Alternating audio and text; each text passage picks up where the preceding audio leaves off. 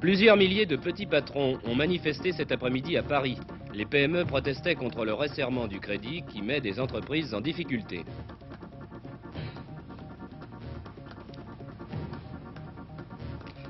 Après les cadres ce matin, M. Chirac a reçu la CFDT et la CGT cet après-midi. Une petite phrase de M. Ségui: nous avons l'impression d'avoir perdu 1h15. Députés et sénateurs se réuniront en congrès à Versailles lundi, mais finalement le texte sur les suppléants des ministres ne sera pas examiné. À la fin de ce journal, suite de notre enquête sur le cancer, nous verrons comment l'organisme atteint réagit contre la terrible maladie. Mesdames, Mesdemoiselles, Messieurs, bonsoir. Les parlementaires soucieux de préparer leur déplacement de lundi vont peut-être voir ou revoir pendant le week-end si Versailles m'était compté. Le plus célèbre des films de Sacha Guitry doit bien être à l'affiche de quelques cinémathèques françaises en ce moment. Il serait en tout cas opportun de le ressortir des archives. Mis à part les visites privées, députés et sénateurs ont rarement l'occasion de se rendre au château de Versailles. La dernière fois, c'était en 1963, il y a 11 ans. L'année dernière, à la même époque, vous vous en souvenez certainement, le voyage avait été envisagé, mais devant les réticences du Parlement, Georges Pompidou y avait finalement renoncé. Le président Giscard d'Estaing, lui, a donc décidé d'aller jusqu'au bout. Ces projets de réforme constitutionnelle ne font certes pas l'unanimité à l'Assemblée et au Sénat, mais la toilette de la Constitution, comme on dit, aura lieu quand même. Le chef de l'État a cependant renoncé au texte sur les suppléants des ministres qui rencontraient trop d'hostilité pour ne maintenir finalement que la loi sur la saisine du Conseil constitutionnel. Dans l'opposition, les communistes ont déjà dit que la réforme s'était dégonflée comme une baudruche et qu'il s'agissait d'un voyage pour bien peu de choses. Monsieur Chirac, au nom du gouvernement, s'en explique. Monsieur le Premier ministre, à l'initiative du chef de l'État, le Congrès se réunira donc lundi à Versailles. Un congrès apparemment pour une mini-réforme, puisque le texte sur les suppléants a été supprimé, et sur la saisine, eh bien, il y a un article en moins. Alors, devant cela, quelle est la véritable signification politique de ce congrès? Ce n'est pas du tout une mini-réforme, c'est même une réforme fondamentale. Et il faut d'abord rappeler à tous les téléspectateurs que le Congrès, c'est la réunion à Versailles des deux assemblées, l'Assemblée nationale et le Sénat. Réunion qui termine la procédure de révision constitutionnelle. Alors, qu'est-ce que c'est que cette révision constitutionnelle? Vous l'avez dit, justement, c'est à l'initiative du président de la République, non seulement que se réunit le Congrès, mais également qu'a été prise cette réforme. Lors de sa campagne électorale, il avait souligné son souci d'augmenter les garanties de tous les Français en matière de liberté publique.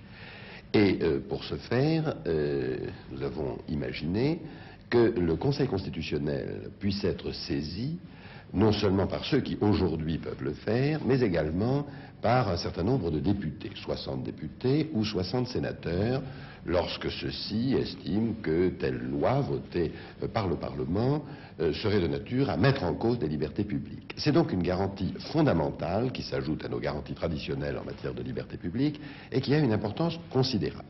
Elle a été votée, cette loi, par les deux assemblées, mais s'agissant d'une modification d'un article de la Constitution, en raison de l'importance de la réforme, elle doit être ratifiée par le Congrès, qui se réunit donc lundi, et j'espère pour ma part qu'il sera, que le vote au Congrès sera positif, car je vous rappelle qu'au Congrès, les votes doivent être acquis non pas à la majorité, mais aux 3/5 des voix.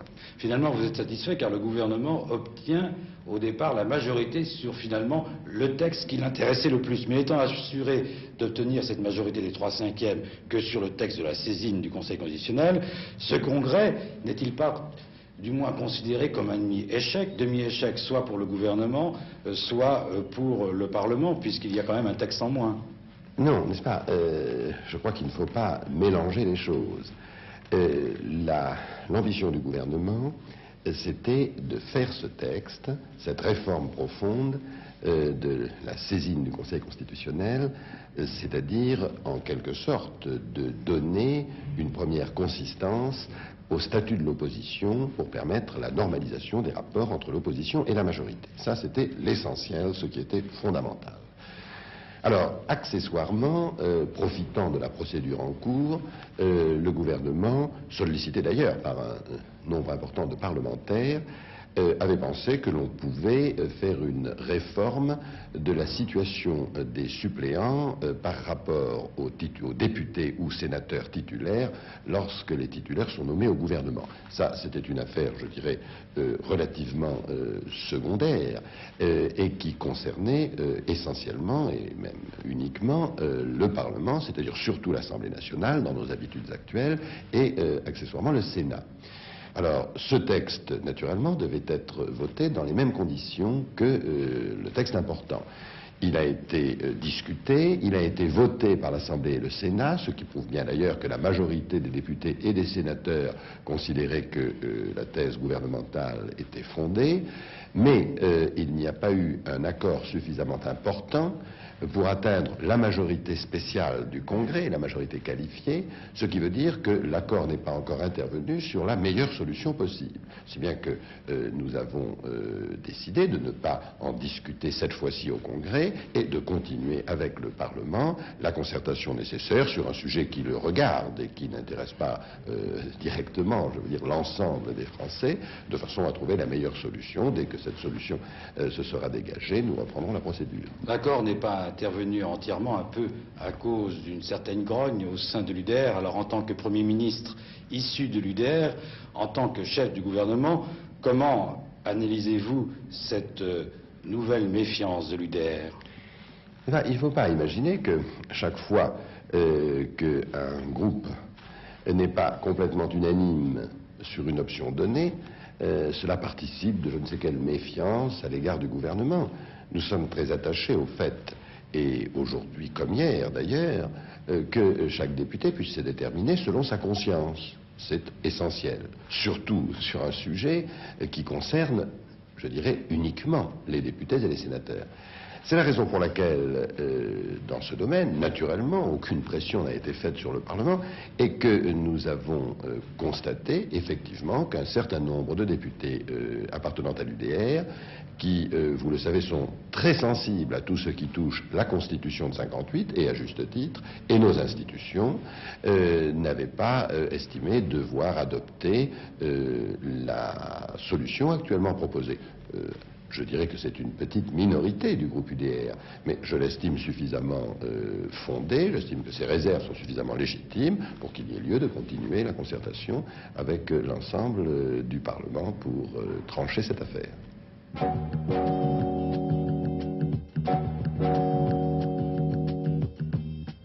C'est dans cette salle, construite il y a près d'un siècle, dans l'aile du midi du château de Versailles, que 773 députés et sénateurs, assis côte à côte, par ordre alphabétique, adopteront ou rejetteront définitivement lundi prochain le texte tendant à réformer le droit de saisine du Conseil constitutionnel. Saisine, un mot que vous n'avez certainement pas pour habitude de prononcer, qui signifie tout simplement l'acte par lequel on peut demander à ce Conseil si tel ou tel projet de texte est bien conforme à notre Constitution. Lundi, les parlementaires se prononceront donc ensemble sur un projet de loi gouvernemental tendant à modifier l'article 61 de notre Constitution. Projet qui comprend un article unique, selon cet article, le droit de saisine, qui concerne actuellement les seuls présidents de la République, Premier ministre et président des deux chambres. Ce droit serait étendu à 60 députés ou 60 sénateurs. Voilà donc le contenu de ce texte. On pourrait se demander pourquoi un tel déménagement à Versailles pour parler de saisine du Conseil constitutionnel. Eh bien tout simplement parce que ce Conseil a pour rôle d'être le garant des libertés publiques, libertés prévues par nos institutions, et qu'en permettant aux députés et sénateurs de le saisir, on augmente par là même le pouvoir des parlementaires.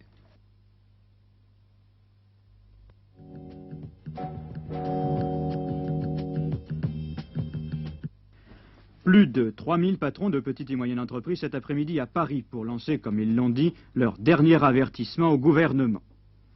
C'est la première fois qu'une telle manifestation se déroule dans l'histoire patronale française. Que reprochent ces patrons au gouvernement?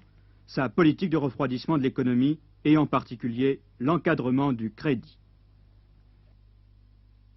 Entre l'encadrement du crédit, la taxe conjoncturelle, la hausse des matières premières, les difficultés sociales que nous craignons, l'incompréhension totale des pouvoirs publics, je pense que vraiment maintenant la coupe est pleine, les chefs d'entreprise n'en peuvent plus, les délais de paiement sont raccourcis, Les délais d'encaissement n'existent plus. Nous voyons le moment où nos entreprises vont être obligées de diminuer les horaires d'une façon dramatique. Nous nous voyons dans l'obligation, ou nous nous verrons dans l'obligation de jeter à la rue nos collaborateurs de toujours.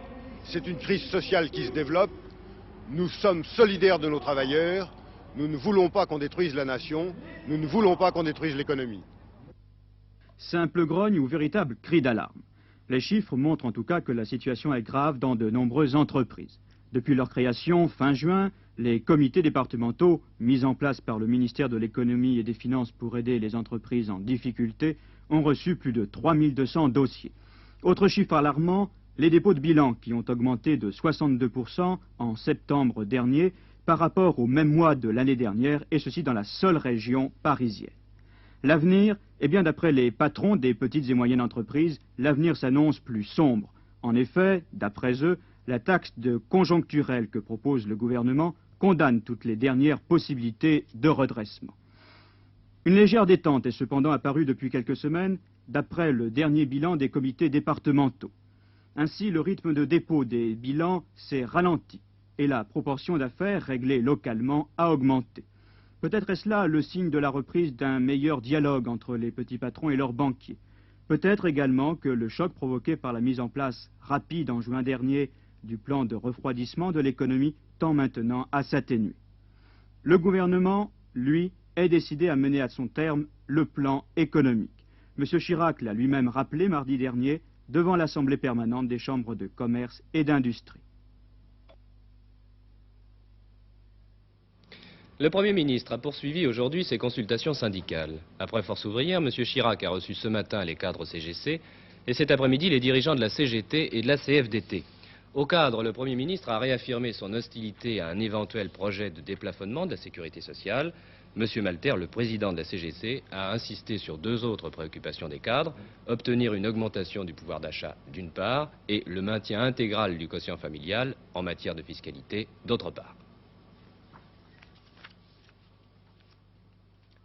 Monsieur Malter, que nous allons entendre dans quelques instants. L'entretien a porté sur l'ensemble des problèmes. Et je crois qu'il est assez rare que dans un entretien entre le président d'une organisation syndicale et le Premier ministre, l'on évoque la politique générale dans son ensemble. Cela a été fait.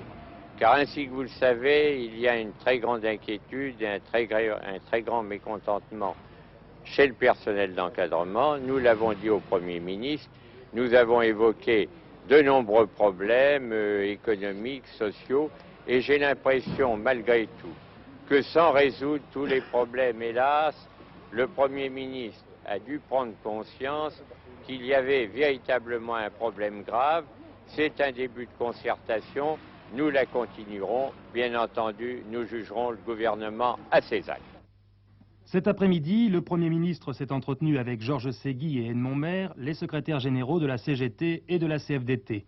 À leur demande, il les a reçus ensemble à l'hôtel Matignon.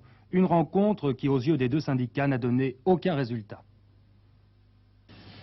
Nous avions d'abord une protestation à émettre sur les méthodes de discussion avec les organisations syndicales qui ne correspondent pas aux déclarations du Premier ministre. Par exemple, on impose un projet de loi sur la sécurité sociale contre l'avis unanime des organisations syndicales.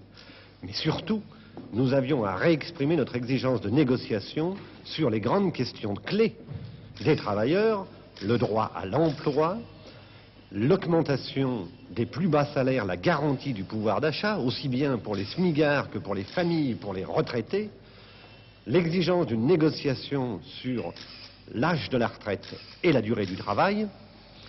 Et sur toutes ces questions, nous avons enregistré un refus quasi total, le Premier ministre se contentant de nous dire que la politique actuelle serait poursuivie. Si bien que, en ce qui nous concerne, nous ne pouvons en tirer qu'une conclusion: l'action collective est nécessaire. Sans elle, nous connaîtrons une politique gouvernementale qui ira tout à fait à l'encontre des intérêts des travailleurs. Nous sommes des syndicalistes responsables et conséquents. Si nous acceptions de nous résigner à cette intransigeance et à cette position hermétique, nous faillirions à nos devoirs les plus élémentaires. Voilà pourquoi nous avons décidé de donner une suite encore plus intense à nos décisions d'action, à nos appels aux travailleurs, pour que, par les moyens syndicaux dont ils disposent, ils fassent le maximum de pression sur le gouvernement et le patronat, afin que leurs légitimes revendications soient prises en considération et que des possibilités de négociation soient ouvertes, car en ce moment, nous n'en avons aucune. 1h30 d'entretien avec Jacques Chirac. En un mot, le bilan.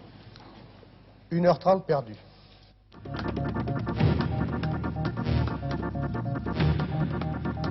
En 1975, la hausse des prix ne devrait pas dépasser 10%, contre plus de 15% cette année.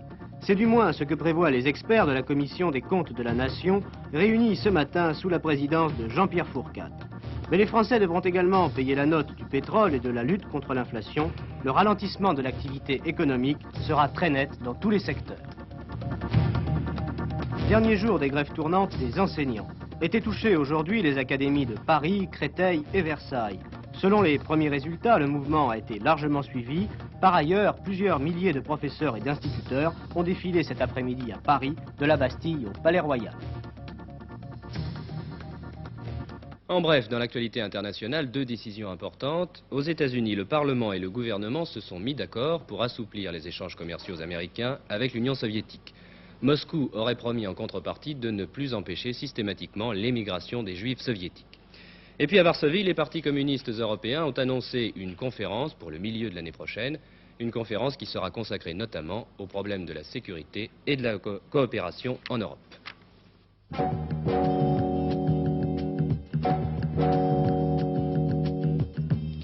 Il y a une véritable psychose du cancer en ce moment aux États-Unis, et cela se comprend. Par une coïncidence cruelle, les premières dames américaines ont subi la même opération à 3 semaines d'intervalle, l'ablation d'un sein. C'est d'ailleurs en apprenant le mal dont souffrait l'épouse du président Ford que Mme Rockefeller a constaté à son tour la formation d'une tumeur. Les médecins ne le diront jamais assez, le dépistage joue un rôle essentiel dans la lutte contre la terrible maladie. À l'occasion du Congrès international du cancer qui va s'ouvrir lundi à Florence, 24 heures sur la une a jugé utile de vous présenter une série d'enquêtes sur cette maladie, ses symptômes, son évolution et les espoirs de guérison. Pierre Bourget vous explique ce soir comment l'organisme réagit contre le cancer.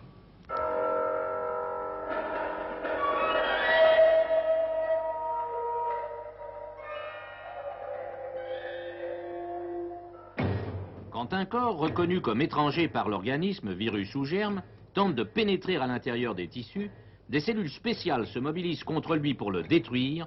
Ces cellules sont les défenses de l'organisme. Cet état des défenses de l'organisme, nous commençons à pouvoir l'apprécier par une batterie de tests. Et nous pouvons ainsi déterminer les sujets qui ont une réactivité normale, ceux qui ont des défenses à un niveau bas, et plus intéressant encore, à déterminer dans le temps pour un même sujet des niveaux variables de réactivité. Chez l'être humain, ces tests sont souvent pratiqués à partir de petites quantités de son sang qui subira des examens particuliers. D'autres tests, basés sur l'interprétation de réponses à des injections diverses au niveau de la peau, donnent également des renseignements précis sur l'état des défenses naturelles du patient. Mais ces défenses naturelles, dites encore immunitaires, que deviennent-elles exactement quand le cancer se manifeste ? Eh bien, ces réactions immunitaires, elles existent également dans le cancer. Mais leur effet est très variable sur l'évolution de la maladie. En effet, on peut distinguer plusieurs cas. Dans certains cas, les défenses sont bonnes et il semble bien que ces défenses immunitaires puissent empêcher un cancer d'apparaître ou tout au moins de se développer. Dans certains cas, ces défenses sont bonnes mais elles sont temporairement inhibées et nous savons qu'à l'occasion de dépression des réactions de défense de l'organisme, un cancer peut apparaître. Dans certains cas, les défenses sont bonnes mais le cancer se développe tellement vite qu'il submerge ces défenses. Et nous voyons apparaître à la fois l'existence de ces réactions immunitaires et le développement du cancer, donc finalement quelque chose qui reste inefficace. Enfin, dans certains cas, les réactions immunitaires sont médiocres et là aussi, le cancer va se développer. Eh bien, dans les deux dernières hypothèses, c'est évidemment là que l'on est tenté par la thérapeutique d'essayer d'augmenter ces réactions de défense. C'est le principe de l'immunothérapie.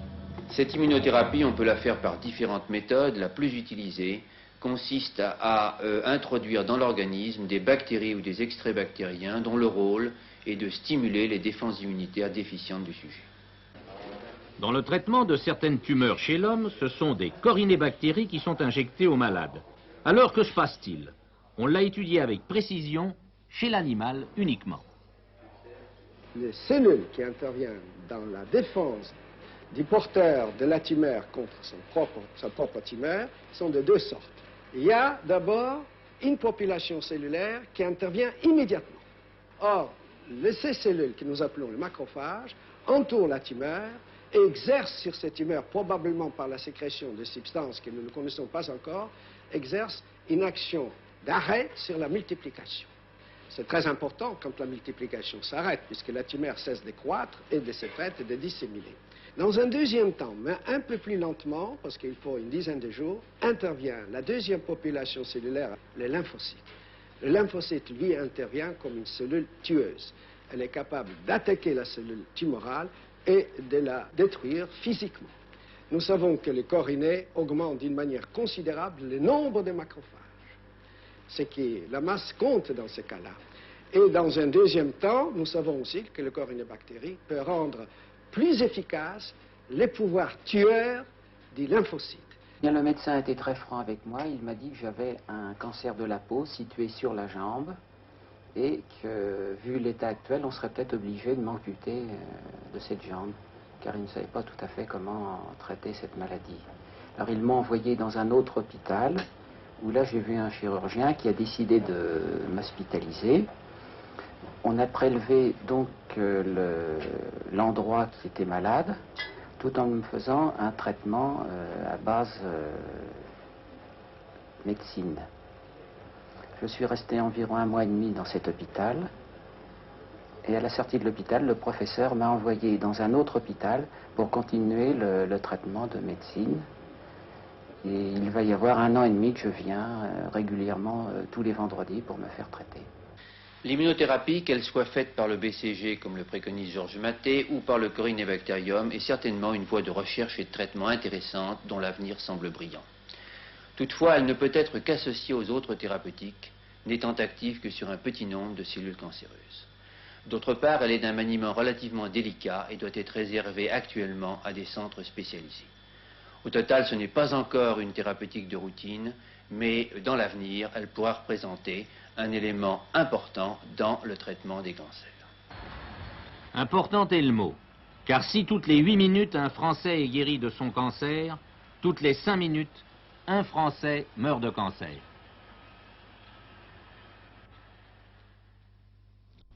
Vous pourrez suivre demain soir la suite de l'enquête de Pierre Bourget. Téléspectateurs de la Une, vous êtes conviés demain soir à une première. C'est le mot qui convient, il convient d'autant mieux qu'il s'agit de marier le cinéma et la télévision. Tous les samedis soirs, pendant 6 semaines, la Une vous proposera une histoire insolite, inédite, filmée par un grand metteur en scène. C'est Claude Chabrol qui ouvre la série avec Monsieur Bébé, une nouvelle de Julio Cortázar, adoptée par Roger Grenier, principal interprète Denise Jans. En voici un court extrait, avant que Claude Chabrol ne vous parle de son expérience d'homme de télévision.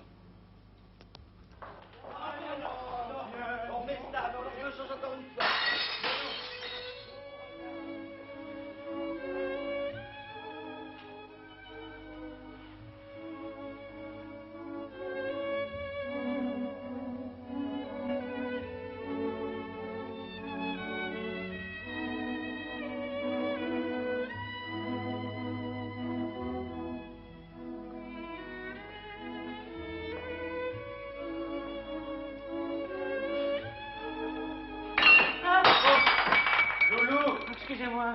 Loulou, viens voir. Je ne sais pas où vous étiez. Mais asseyez-vous, madame. C'est un film qui fait un triomphe en France à 1,5 million de spectateurs. Et à la télévision, il arrive d'en avoir 4 ou 5 fois plus. Alors c'est quand même impressionnant.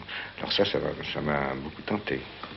Je crois que c'est la raison principale. Et puis aussi le fait que il y a certaines distances qu'on ne peut pas utiliser au cinéma. Vous savez que c'est très limité, le cinéma, c'est 20 minutes pour faire un court-métrage maximum, ou 1h30 pour faire un long-métrage, mais entre les deux, rien n'existe. Et moi, il y avait tout un tas de sujets qui me tentaient, qui duraient une 50aine de minutes. Alors ça la télévision m'a permis de les tourner. Je crois que ce qui tente les réalisateurs de cinéma à la télévision, c'est d'aborder des sujets différents. D'aborder des sujets qui n'ont pas de problèmes commerciaux. Il y a au cinéma une tendance qui est un peu néfaste, à mon avis, actuellement, et la télévision peut contrebalancer cette tendance, c'est-à-dire aborder des sujets de fiction, des sujets où on raconte des histoires, mais où on aborde des thèmes un peu plus adultes que ce qu'on voit au cinéma habituellement en ce moment, en tout cas sur les écrans parisiens. Et dans quel esprit s'est déroulée cette coproduction? Admirablement sur le plan de la confiance, sur le plan des rapports artistiques, si vous voulez. Moi, personnellement, je n'ai de difficulté que sur le plan financier, sur le plan de l'administration. Il va bien falloir que les gens de cinéma fassent de la télé, et il va bien falloir que les gens de télé se mettent à faire du cinéma. On ne va pas rester comme ça, à se regarder en chien de faïence sans s'éteindre.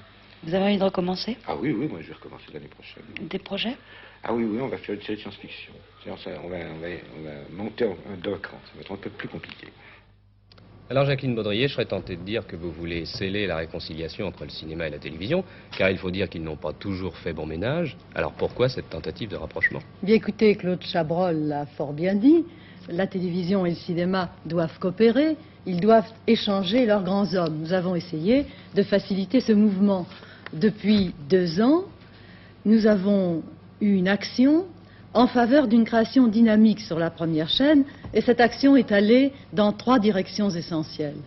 Permettre aux réalisateurs confirmés de notre maison, qui sont des pionniers de la télévision des années 60, de continuer à s'exprimer. Ils le font, ainsi Jean-Christophe Averti, qui est maître créateur de l'électronique mondialement connu, travaille souvent, vous le savez, pour la première chaîne. Mais vous voyez aussi les créations de Claude Santelli, de Bluval, de Lorenzi, de Prat, de Chouchan et de tant d'autres. Deuxième axe de cette politique, nous avons voulu découvrir et encourager des jeunes talents. Nous en avons été récompensés par 2 prix de la critique 74, décernés à Hervé Ballet et à Yves Lomet. Troisième direction, faire venir à la télévision les grands noms du cinéma. Claude Chabrol donne l'exemple. Il a réalisé 4 des 6 nouvelles insolites, avec 2 autres cinéastes d'ailleurs, De Chalonge et Molinaro. Chabrol a aussi tourné pour nous 2 des 6 nouvelles d'Henry James. Et nous avions un projet, il vient de le dire, des nouvelles de science-fiction qu'il tournera avec un autre cinéaste qui est un espoir jeune, Bertrand Tavernier, le prix Louis Deluc. Demain soir, donc, la première de ces nouvelles inédites va donner le style, un nouveau style, disons, aux soirées du samedi sur la Une. Oui, parce que ces nouvelles insolites ont un format différent. Elles ont un format de 52 minutes plus ramassé, alors que les dramatiques traditionnelles durent 1h30 et quelquefois presque 2 heures. Cela nous permet de rythmer la soirée en 3 temps. Ainsi, 6 émissions historiques de Pierre Dumayet suivront ces 6 nouvelles insolites. Et leur inspiration est telle qu'elles viennent bien, voyez-vous, dans le climat des histoires insolites. Il s'agit en effet de l'an 1000, de la peste, du purgatoire, de Pompéi. Et la soirée se terminera d'ailleurs en musique. Ces nouvelles historiques, ces émissions historiques, Pierre Dumayet les a intitulées « Histoire des gens ». Et c'est aussi une histoire des gens, ceux du XXe siècle, qu'écrivent en images Chabrol, Molinaro et De Chalonge. Demain, vous verrez donc Monsieur Bébé, la première de ces nouvelles, et je me permets un conseil. Regardez bien Denise Jans. Elle crée dans ce film une composition vraiment de très grande comédienne. Nous regarderons. Il me reste aussi une recommandation, elle s'adresse aux amateurs de football. Soyez au rendez-vous de 24 heures dernière vers 22h45. Vous pourrez voir des extraits des matchs de championnat Paris Saint-Germain-Lens et surtout Marseille-Monaco avec les débuts de sa nouvelle vedette brésilienne Jairzinho. Merci d'avoir suivi ce journal et passez une excellente soirée.